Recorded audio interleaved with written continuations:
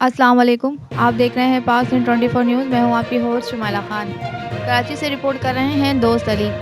Administrator doctor Saifur Rahman ने governor Sindh Kamran Khan Tessori के हमरा इम्प्रेस मार्केट सदर का दौरा किया। स्नारकल पर चढ़कर इम्प्रेस मार्केट के बालाई हिस्से में होने वाले रंगो रोगन के काम का मुआयना भी किया। मीडिया से गुफ्तगू करते हुए उनका कहना था कि हम फिर से कराची को रोशनियों का शहर और खूबसूरत बनाने में दिन रात लगा देंगे।